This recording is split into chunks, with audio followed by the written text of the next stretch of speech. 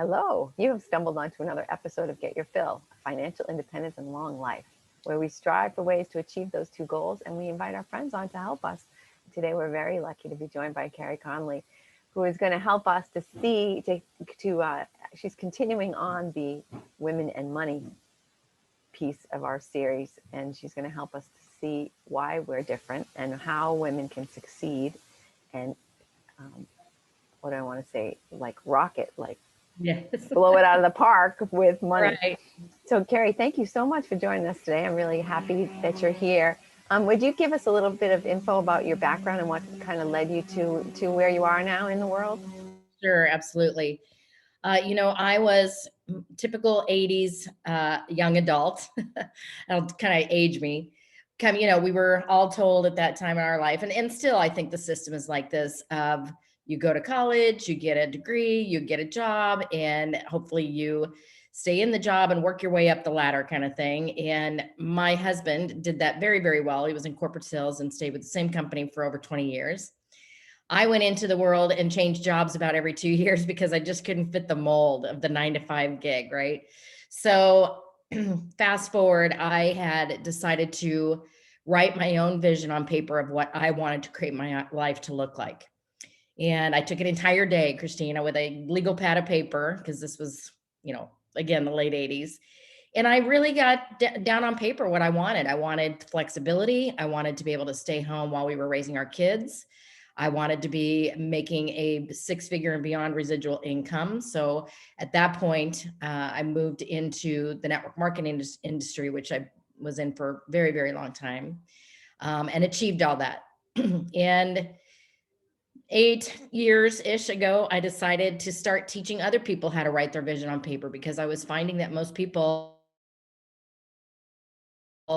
were just drifting through life. They didn't have a vision. What they had was, I would call a someday plan rolling around in their brain and not being able to execute and follow a plan.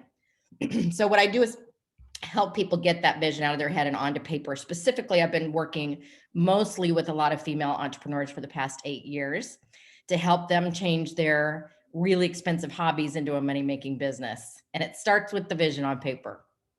That's where I start, and that's what I'm known for. Excellent. Yeah, it's so powerful.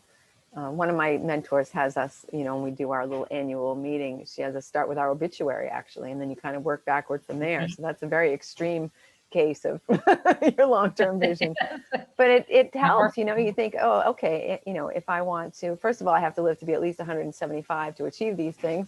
But second of all, if I even want to get started, right, who do I have to be today to someday be this person who's, whatever, donating millions of dollars to various nonprofits or whatever it is that you want to be able to do. So Right. Yes. now, do you feel like, first of all, I want to comment on what you said earlier about not fitting into the mold, because I think that is so true of entrepreneurs, right? If you're out there and you're listening and you think, oh, none of these jobs is like for me, I don't like to get there at a certain time, I don't like to do a certain thing, you may be an entrepreneur in disguise, because textbook, right? You don't want to do what other people tell you to do. You don't want to be managed by people that are less competent than yourself. And yeah. Yes. And I want to just remove some mystery if you're listening and you're wondering what this noise is that's in the background here. As you know, I am a house hacker. And I'm always doing some kind of work to my house. And right now they're working on the kitchen just on the other side of this wall. So there are saws and sanders and compressors and all kinds of things that hopefully won't interfere too much with the podcast today. But so, Carey, do you think it's different for, you said women entrepreneurs. Do you think it's different, women and men? I do. And I hate to generalize in that way. And I'm feeling like there is enough happening now in empowerment around becoming more educated on how money works and what money really is. My mentor is Sharon Lechter, who is the financial literacy educator of the world. So I learn a lot from her about this, but yes, I do see a difference. And I think it stems from a lot of different directions. I think it comes from how we're raised. Although I believe that gap is being minimized. Men in general are raised to focus on being very successful, having a career, providing for the family, just knowing that that is their number one role. And women, although most of us now are making money, right? Don't have that typical mindset first. They see it as a something that it would be nice if I could make money and help out, but not necessarily in general thinking, okay, I am the provider for the household, unless of course they've been forced in that situation or they've chosen that situation. It's a whole different thing. But for the most part, with most of the people that I've worked with, it's been challenging to help them understand how money really operates and how it's not a personal attachment. That I think is the biggest difference, is that men just see it as black and white. You do this, you make the money. Women see it as a value type thing or a worth type thing. And sometimes it's hard for them to understand that it's not a personal thing. And so there's a lot of resistance, I think, in the beginning, especially the women I've seen step into the entrepreneurial role of being able to visualize that they can make 6 figures, 7 figures, whatever. So there's a lot of work that needs to be done around that. And then also how to strategize that, because then it just comes down to math and numbers.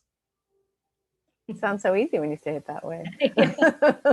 Well, it really is. But see, we have to remove ourselves from the equation. And I've had to do this myself. It's not a value thing. It's it's energy. Money is just energy, like everything else in the world. And there's enough of it for everybody. And the money that you desire, whatever that number is, I tell my clients all the time, I don't care if you tell me your number is 500 for the year or 5 million. It doesn't matter. It's just zeros. We just have to first be able to believe it and start receiving it because it's there. And the second thing is we've got to go to work at creating a plan. So the next thing we do is we take whatever that number is, and it needs to be a real number, Christine. This is the other thing. I see people make up numbers. So when I say to them, okay, so what's the income goal for the year? First of all, they haven't thought about it. So we got to figure that out. And secondly, they kind of make up a number going, well, it'd be nice to make $100,000 this year, which tells me that that dollar amount is not attached to something real.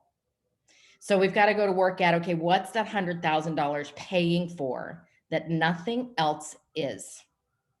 It's got to be attached to something real that you are paying for with target dates, which is the other big thing that I'm known for, is I get people to take that someday plan and put target dates on it, right? So now we go to work at just figuring out, okay, what is it that you are doing? What are you offering? What is your service, your product, whatever?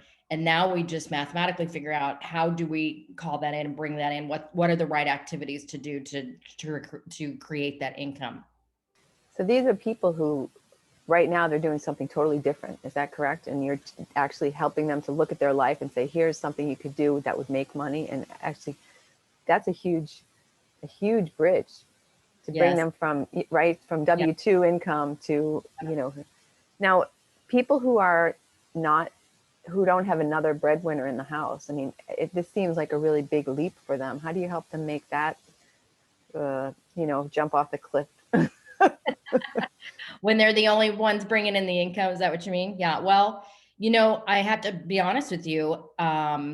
They are a lot more, they're facing the fear a lot faster than everybody else because they're forced to. If you study all the people in this world who are super successful, most of them come from back against the wall, no option, no plan B, I had to make this work kind of thing.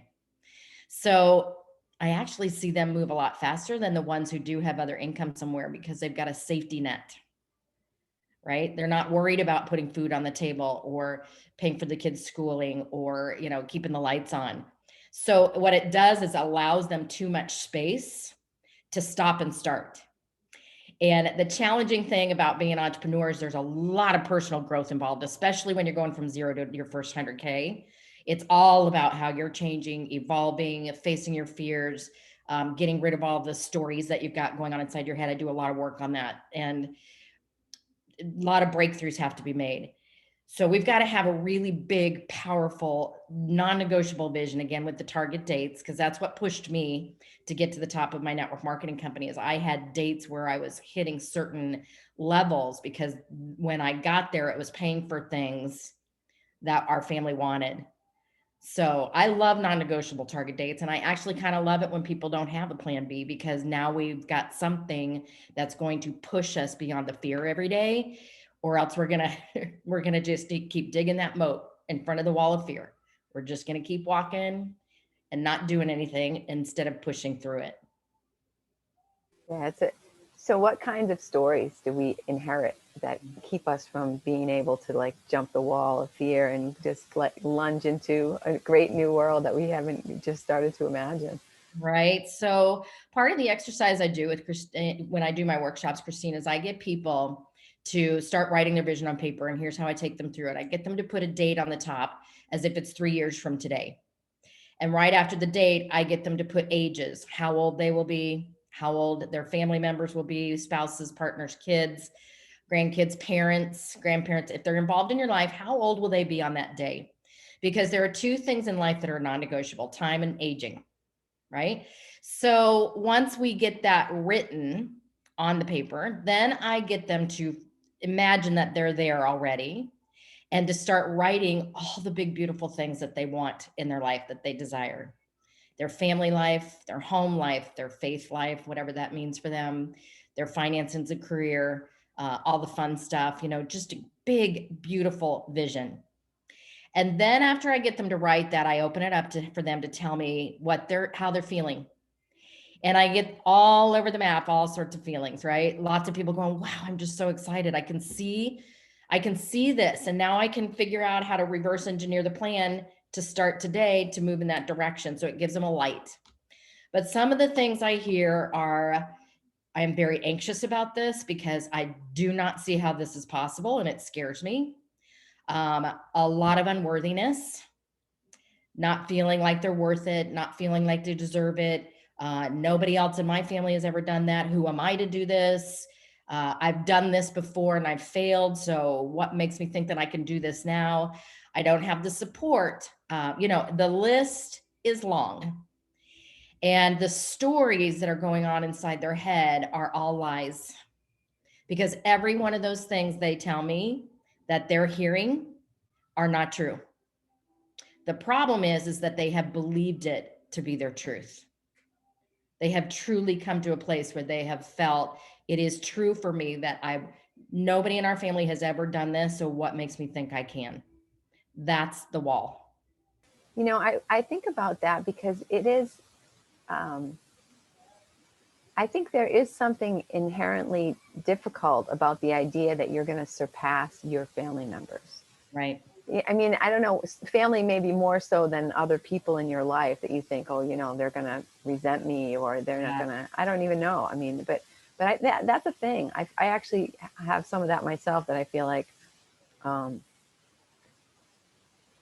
Yep. but it's okay because my family already thinks I'm successful. So once I actually am wildly successful, they'll just be like, oh, we've always known that. We thought you already were rich. Like, oh, well, I am in my mind. No, that is a very real thing. If you've ever read the book, The Secret of Millionaire Mind, he talks a lot about that, around how we've got issues where we feel like if we surpass the people we love and respect, that it's a disrespect thing in some way. And also he mentions a lot about how people who win the lottery or just come into a great sum of money, most of them, one way or another, lose it all. And it has a lot to do with the unworthiness thing. Yeah, the statistics are crazy. It's like over 90%, right? That they're broker than they were before they won the lottery, like 10 years later, which is really sad. Yes. Really sad. A lot of stories. Yeah. So when we are creating our financial vision, is it a financial vision? It's not just a financial vision, right? It's your whole life kind of vision. Well, it all melds together, right? Because what we're creating is a lifestyle that we want and a legacy that we want to leave. And usually that comes with some way to finance that. And again, it doesn't matter what it is. Some people they want the super simple life, right? They don't want to own a home. They want to just have a small little something. They don't like to travel luxuriously. They like to go camping. It really doesn't matter. It's just that we've got to get super clear on what that is so that you understand what's going to pay for that. Right? Yeah. And now one of my things is reducing your expenses. I mean, a lot of people have this when they start looking at this lifestyle they need. I have to make at least, $250,000 just to pay all my bills and do that stuff. And that doesn't even give you, right? If you have to sustain that with a passive income or with your entrepreneurial income, that's just become such a giant hurdle. Yes. Do you talk about that with folks? Well, we talk about it in graduated steps. In the beginning, when you're a brand new entrepreneur, this is what happens when an entrepreneur steps into being an entrepreneur without the right coach or mentor and not having a vision and a game plan. Is they look around at what they see other people doing who are a little bit further ahead in the game and think those are the things that they need to do and invest in. So a lot of times by the time I end up coaching somebody, they have already spent a ton of money on stuff they didn't need yet. So when we go to work at this, I am passionate about helping people make money in their business from day one, because that's how I started it. When I stepped into coaching and speaking, I just started putting workshops together and started bringing people in organically into a 6-week program, charging about that much, right, to get started and making money before I ever even thought about having a website, having a marketing person help create my logo and my brand and all of that, because I needed to prove to myself that I could bring clients in before I invested in those tools. So it all depends on where you're going and what the target number is. The higher number that you're shooting for to make, there's usually more investments that need to be made to get there. It's interesting you say that, because I actually there's some sawing going on. I actually just got certified as a life coach myself, which came out of a podcast interview, actually, because I interviewed someone who was a certified financial planner.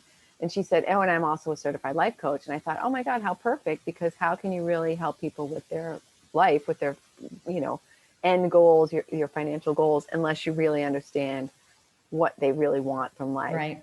And I thought to myself, well, duh, Chris, you're a real estate agent. How are you going to help people to invest in real estate, to make these decisions, unless you do that? So I said, okay. And I went off and got my certified, I became certified as a life coach. And we formed a little group of people who graduated, together, so that we can practice on each other and stuff. And they're all about like, well, I can't talk to people yet because I've got to get my website and I've got to get my, and I thought, yeah.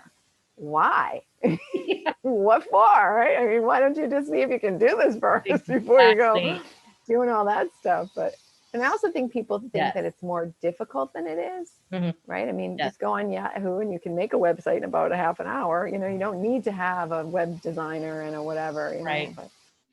Yeah, there's timelines. So break it down. I help them create their pricing, their packaging, figure out. Then we go to work at, all right, what's the activity that we know we need to do so that you can get in front of the right amount of people to convert them into your clients? And what does that look like? Bringing them through that relationship journey to the end, right? And then, the big thing here is that you get to the income level that you can then hire the right person to do that for you so that you can stay in your zone of genius. I talk about zone of genius all the time. Another really good book I recommend is called The Big Leap. And in this book, he talks about how people stay in their zone of excellence.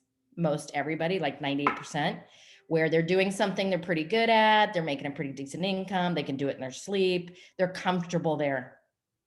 About 2% take the big leap and they go into their zone of genius, which is their highest calling, and really just staying there. And when you understand what that is, like I'm super clear, Christine, that my zone of genius is vision, purpose, and mapping a game plan, right? I then hire out other people to do the other stuff that have to be done so that I can stay right here and attract the next best client and serve them best. So, so yeah, it's a, it's a simple journey, but it's not easy because again, we're fighting a lot of the head trash and the demons getting started. And that's why I have to get people to get so focused on such a big, powerful leap off the page vision, because that's the thing that has gotten me through everything in my life. And I've been through a lot. So it's just, it's my driving force every day. Yeah, you're right. Yeah, I think a lot of people make the mistake that you were like what you were talking about earlier. They've got a number, right? I want to make this number. Right. But that's so, out there. It's Right. so unreal that it doesn't it's hard to get passion around that, Yeah.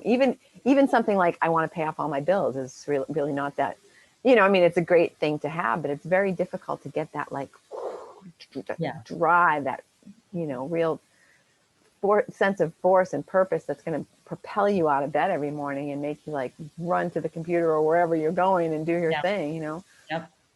I listened the other day to the woman who invented Spanx, and what she did to sort of get that company off the Yeah. ground. And you think, I mean, Yeah. that just that, 2 years of just going to every single store and making people put those things on, and it's just like, you have Yeah. got to wear these, damn it, like you getting out of here without Well, doing that. she had a vision. Yeah. She had a really big vision of what she wanted to create, and she knew it was her calling. And when you know that it's your calling, you know that it's the thing that you're supposed to create in this world, it does get you out of bed every morning, even on the days you don't want to do it. I've built, as I've said, 2 businesses, lots of ups and downs, so many days I wanted to quit. Have in the past 7 years lost both my husband and my son. And the driving force around that, because they both died by suicide, unfortunately, is that now my daughter and I are doing this so that we can help people find vision and purpose and know their calling, so that no matter what they're facing every day, they can still get out of bed and still go to work and serve, because they're doing something for for the world, not just for them. We quit on ourselves all day long. Again, it's self-worthiness, right? Who am I? There's other people. The imposter syndrome is huge in entrepreneurs, especially in the coaching world. And what I have to get people to is understanding that it's not about you. It's never been about you. And you need to figure out what you're going to attach, what you're doing, what you're going to attach it to that's bigger than you. Because, in the days when I was raising my kids up through my network marketing company, the days that I wanted to quit, I didn't, because I knew they were watching me. And I just had this thing that if I quit, I am giving them the message that it's okay to do that. And it's not. Right. Yeah. Yeah. I'll keep going while they're sawing. So this is what I'm saying to your listeners, Christine, is that, money is energy, but you can do a lot of good with money. And we don't need to attach our personal worth to it. It has nothing to do with what we think we're worth at all. We can manifest and we can attract anything we want. And the cool thing is when you really get good at this, you can attract it way faster than you thought. Because a lot of people think, yeah, okay, I want to make $500,000 maybe in the next 5 years. I can get there. And what I'm learning from the people who are really good at this is that it's already there. We just have to raise our vibration and our belief to meet that, so that we can open up that door, and it's like right there. I know. And sometimes I think about it because I know that I'm knocking at the door, and I can even see different things that could happen that would, like you say, fast forward, full tilt, get everything that you want there so Right. much faster. But I actually had a situation a few years ago where without really thinking about it, but just because I was really happy and, in love and attracting all these great things, that I just made this crazy goal in my real estate business. People just call me out of the blue. Oh, I need to sell these couple $1,000,000 worth. Okay, great. But then people in the office were like, oh, how'd you do it? And I'm like, well, I didn't do anything. You know what I mean? And I literally felt it happen where it was just like popping a balloon. I was just like, oh, I didn't deserve that. I didn't do any work. Right. Wow, you know? And yeah, I was almost like hurt, and not hurt, but like, um, I don't know what the right word is, but like I was number two in the office, and the other guy just like was working so hard, and he was like spending thousands of dollars on Zillow Yeah. ads every month. And I was just like, I just answered the phone, you know, like that's not right. So I've been like, you know, like saying, no, it's okay. That's how it works, you Yes. know, and just like trying to get the conscious mind to communicate a little better with the Yeah. subconscious mind and say, you know, this is the way. It's It is okay to do this. okay. It's And okay, you know. it's just God just meeting you where you're at. It's all it is, and however you want to call that. But it is universal. It is vibrational. It's a separating, we put up these walls, all those walls between us and everything we desire. And I heard this brilliant woman that I've become a fan of. Her name is Dr. Shafali. She said something so profound in a interview with Oprah that she was on, and she said, everything that you are desiring and you are thinking about that you want right now, the reason you are desiring it is because it's already there. Because separate the mind out, the mind cannot create desires without it being in the heart. So the mind can't put it there, right? So I thought, oh my gosh. I was listening to her driving through Oklahoma City to go see my daughter, and I had to pull off the road and write that down. I was like, that is amazing. It's already there. The only reason we don't have it is because we put up the wall and separate ourselves from everything it's already there for you. It's so crazy.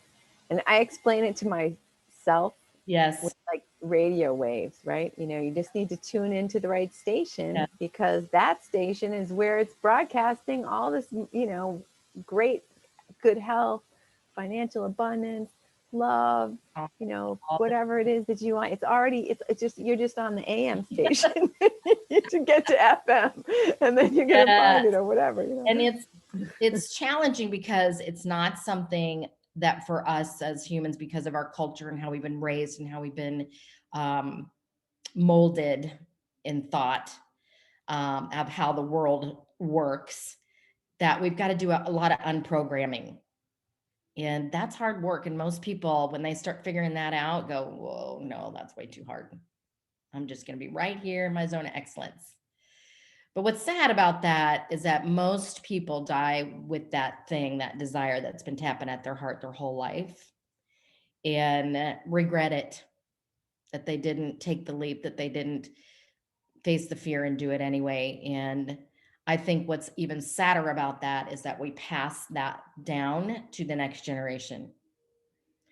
So I've been really boldly saying in all the interviews and podcasts and conferences I've been in lately, especially the people who um, have younger adults of whatever that looks like in their life. And my daughter and I have just launched a program this month, Christine, called Vision is Victory Academy, Viva, for young adults to start learning their vision, their passion, their purpose, basic life skills. We're going to talk a lot about all things money in this program.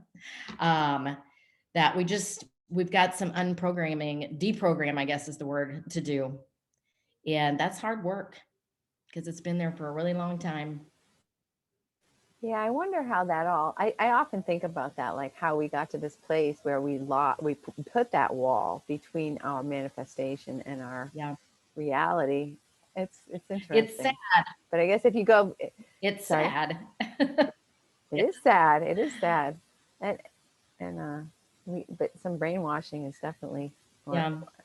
yeah, brain cleaning. Yeah. Maybe you don't want to call it Yeah. washing, but brain Now, cleaning is necessary. a lot of people, first and foremost, don't believe that it's possible. And I was one of those people for many, many years, because I was raised in that household of, we just work hard in this family. And if you want something, you're going to have to work 10 times harder. And that's just how it works. And so when I started learning about all this and started seeing how it was working, especially specifically with the other women in my network marketing company I was with, a company called Arbonne, I'm sure you're familiar with, and seeing these women come in and do a third the amount of effort I was putting into it and flying past me. I'm like, all right, what's going on? And this is where I started learning that it's not what I was doing, it was what I was thinking. And changing that thought meant I had to like really peel off a lot of layers of what I had been told my whole life and what I had thought to be true for me, and to start going, there's something to this, and I'm going to work on it every day. And I still do. The first hour of every single day for me is reading, devotions, affirmations, getting my mind in the right place, because it's a habit forming thing we have to get to. Absolutely. Yeah, undo all the bad habits and get in some new ones. Yes. Absolutely. New thoughts for sure. Yeah. I want to go back to when you were talking before about helping people to discover what they want to be entrepreneurs in. I guess that's not not very good English, but you know what I'm trying to say. Like, that seems fascinating to me. I'm just wondering about that process, like how you like look at people and say, okay, here's some things that you have for hobbies or whatever, and help them to see what could be a money-making venture. Yes. Well, most of them already know what it is, Christine. By the time they come to me, there's something that they have started dipping their toe in, and they are now wondering, okay, can I really make this work? And what would it look like if I did make this work? So for me, like when I wrote my vision, when I was in my late 20s, this was, like I said, the mid to late 80s. It was the first time I had ever been told that I could be an entrepreneur, because I was not raised to think that way. I was the first one in my family to go to college. So my parents were adamant that I was going to go and get a degree. Even though I grew up wanting to be a singer, so, so there's that. So I did that, married, like I said, my high school sweetheart. We did the whole thing. So it was my first, when I was writing my vision, it was the first introduction to my mind that, wow, okay, so if I were to be an entrepreneur, what would I want to do? And so I wrote a lot of different ideas. Maybe I would go into the industry of skincare, which fascinated me, or healthcare, or maybe I would become a marketing consultant. Marketing and advertising was my job gig, which I did for about a month, by the way. I wrote, okay, so if it were my dream thing, I definitely knew I wanted to stay home with my kids. I wanted to make a residual income. I wanted to earn trips. I wanted to be in a tribe with a lot of other people who were leaders, personally growing. I wanted to be in that type of an environment. And then this is the weird thing is on the last line of one of those pieces of paper, for the first time ever, out of my head popped that someday I wanted to teach other people vision and goal setting. And so this is what I know happened that day, is because I got so still, Christine, that God and I were collaborating. The universe and I were I was starting to be shown, okay, this is the path. And so what happened is, a year later, I get a call at work from my best friend from high school and going, guess what we're doing next Thursday? You're coming to my house and we're going to learn about this new company called Arbonne. And so when I got introduced to it, it checked all the boxes. And I was like, oh my gosh, this is everything I asked for. So I just knew. And then all I had to do, to answer your question, was knowing that it fit the boxes, which is what I do for my clients when they come to me and say, this is the life I want. These are some of the options I'm thinking about if they haven't picked the option already, is we look at, okay, which of the options checks the boxes? Because you can either have flexibility working from home, or some people have a dream to have a brick and mortar business. And if the brick and mortar business doesn't check the box of being able to pick up and leave anytime they want to go, we now know. So it's just a matching thing. We create the vision of what you want, and then we look at, okay, does this fit? Right? And if that fits, then we're able to craft the plan on what we know will work. Right? Cool. So I have a question, and I think I already know the answer, but I want you to tell me anyway about this experience that we're in, COVID. How has that impacted your business? Well, how it's impacted me is my favorite thing to do is to be on a live stage speaking. It's my sweet spot. It's where I just light up. I could do it all day long and not be tired. And so obviously that all went away. As a matter of fact, when we all went into lockdown, I was preparing to be at a huge event in Los Angeles 2 weeks later that had 11,000 people registered to be there. And yeah, that went away. So they changed it to virtual, and it just was not the same at all. So the results have been different. I do best when I'm on a stage getting to talk to people and then inviting them into how I work. Now what I have to do is do it a lot of different ways, which is fine. I just have to do it all like this. So I do a lot of workshops. I do a lot of complimentary discovery calls with people that are saying, okay, you're definitely speaking my language. I am this person that I kind of have a plan, but not really. And so we talk to those people. So we just all adjusted really fast, didn't we, to this virtual world? But Yeah. my hope and wish is that my speaking gigs are coming back soon because I miss it so much. Yeah, it is very different. Even as engaged as you try to be with these little tiny faces on the screen, it's just not the It's just same. not the same. We can't share energy with each other this way. And that's huge, especially for entrepreneurs, because they need that. The biggest the whole way I got to the top of Arbonne, Christina, was because I had a tribe of women who had my back. Right? They were the ones who were every day pouring into me saying, you've got this, you're all that, and you're going to get there, and we're going to help you. And we need that. And what's sad is that if you're not going into a tribe like that, which most entrepreneurs don't, they're very independent now, especially working from home. They get too stuck up here. Yeah. Very easy to do, that's for sure. Yeah. So easy. Do you think that this has, are you seeing more people who are now thinking, hey, this whole 9 to 5 thing, or, whatever it turned into with COVID and stuff, if it's just not for me, that maybe I can do now that I've had this opportunity to kind of work from home, I'm practically working for myself. Why don't I actually take the leap? Yeah, now more than ever, because like I said earlier, the back is up against the wall for some of them. They've lost their jobs, or there's been some sort of income shrinkage or some sort of fear that that's going to happen. So a lot of people have been putting that dream off for a long time and are now going, okay, it's time to bring that in and make this work. Well, I think people had time too, that they might not have had before. Yes. Even if it's just the time they saved commuting. Yes. But obviously losing your job gives you some extra time as well. Yeah, well, yeah. But, and, I think another thing that happened, especially with families, is they started seeing and reevaluating, what are our real core values here? One of my favorite things to do, especially now that my daughter Laurel and I have launched Viva, the young adult program, is seeing them as young couples, and some of them already starting a family, to see how powerful it is for them to have not only their individual dreams and desires, but the family vision, and to be sharing that with their kids. This is what lights me up.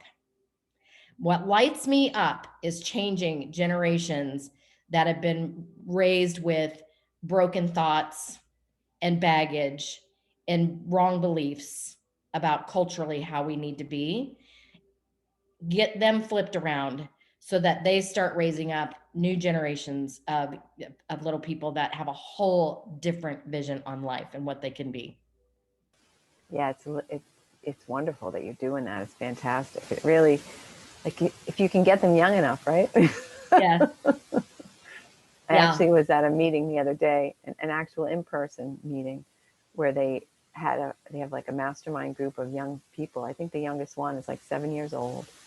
And to see there was this little girl, 9 years old. She's up on the stage and she's talking about her goals and how she's, what she's got laid out for herself. And I just like, holy crap. Yep. And what an advantage to do that for a child. And then they're just like, I started all this journey when I was 50. You know what I mean? Yeah. Imagine if I were 5. Wow. Well, here's the thing, and I've been learning a lot from some of the women I'm now following, like this woman I mentioned earlier, Dr. Shafali. This is her whole wheelhouse, is talking about what we do to our children, not knowing it. clinical psychologist, written many, many books called on parenting and how to not take your bag and to put it onto your children, right? Very much an awareness thing because we don't realize we're doing it. We just do it because that's the way we were taught to do it. So, but what we know is by age 7, they have already adopted a lot of beliefs that aren't really true for them. Prior to that, they are pretty much authentic or organically in their truth and themselves. They come into the world that way. I have a grandson, that's going to be he's 9 months this weekend, and to see him just be authentically him is so amazing. And I'm so aware, and so is my daughter, about words and what structure of education they're going to choose, and breathing life into him that he is here with a purpose and we're going to support whatever that is. I think this is the biggest, one of the biggest things that will diminish depression, anxiety, suicide, all the epidemics we have going on right now, because people just don't have an idea who they are. And I'm sorry I didn't acknowledge at the time because we sort of got into it. But I'm sorry about your son and your husband. That must have been a horrible experience. All good. Things happen and we don't know why. But you have taken that misfortune and that terrible tragedy, and you're helping, right, hundreds, if not thousands, if not tens of thousands of other people to avoid that situation, right? I mean, yeah, it's the only way I know how, because it's what I know to be true, which is why now I know. Remember, I said to you that out of my head, 26 years old, no idea where it came from, was the line that, and now I know, right? That all this journey was all leading up to this. So yeah, my daughter and I are really, really passionate about this new program we've launched, and starting to promote it a lot. It's already kicked off. We've already had 2 calls with everybody who's already in the group, and it's been amazing to see their feedback on what they're learning. And yeah, it's just very humbling. It's amazing. It's amazing that you're doing that. How can people get on board with it? I mean, how does it structure? Tell me all about it. I want to hear all about Viva. So Viva is, its vision is Victory Academy, Viva for short, which by the way is also another word for life. So it's kind of like a life school. How we have it structured right now, Christine, we like we said earlier, we don't have all the, like the website and the logo and everything. We just said it's time to do this because we've been talking about it for 1.5 years. And it stemmed out of my daughter and I co-authored a book 2 years ago called Keep Looking Up, which I'm going to send you as a gift, by the way. It's her and I talking about what happened and where we are now, but it's 11 chapters of what we've learned in this journey, hoping to help other people with whatever adversity they're going through, or if they're trying to help somebody else. Because a lot of people come to us and go, I have somebody who's really struggling with something and I don't know how to help them. So we share a lot of what we learned in that. So launched the book in 2019, and then last year started talking about, we really need to put this young adult program together. What's it going to look like? How are we going to do it? So how it's structured right now, it's twice a month, a live group call. And each call is going to be on a different topic. So this month and into February, we're talking about vision, purpose, passion, all the things. And because I've been in the speaking coaching world for so long, I have a lot of associations with some really amazing experts in their field that we're bringing in to be faculty members of Viva. So we're going to talk about money and all things money, money mindset, budgeting, getting out of debt, preparing for the future, all that stuff. We're also going to talk a lot about boundaries. Big deal. That's a big one. And all things boundaries, relationships, time boundaries, health, all the things. So I've got a lineup of people that we're just going to we keep bringing into these group calls, and some other things that we're working on that we think eventually we'll put into place, like maybe an app in the future or something. But that's what Viva looks like right now.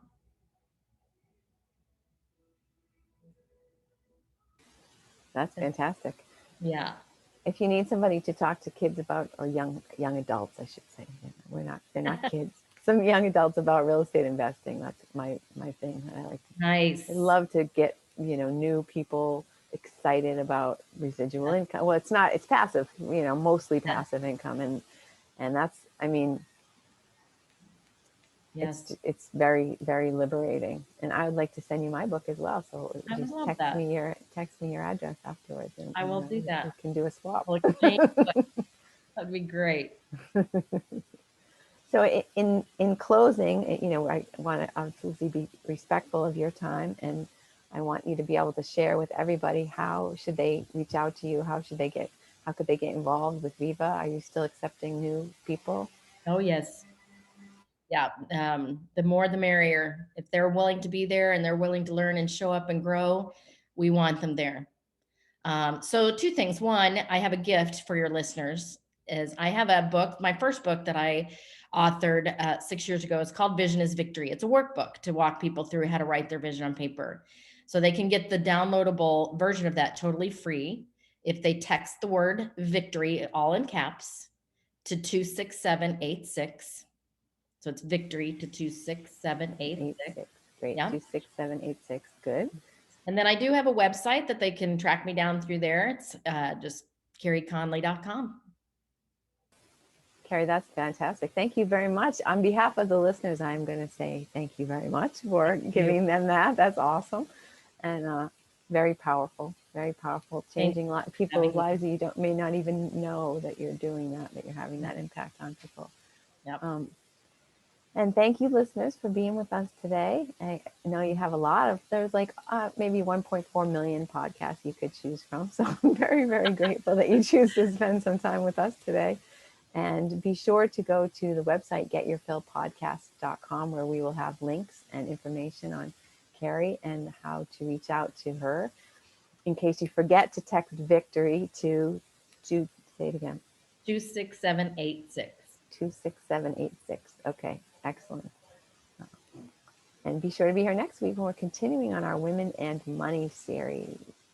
Thank you, Christine. Until then, have a wonderful week. Thank you so much, Carey.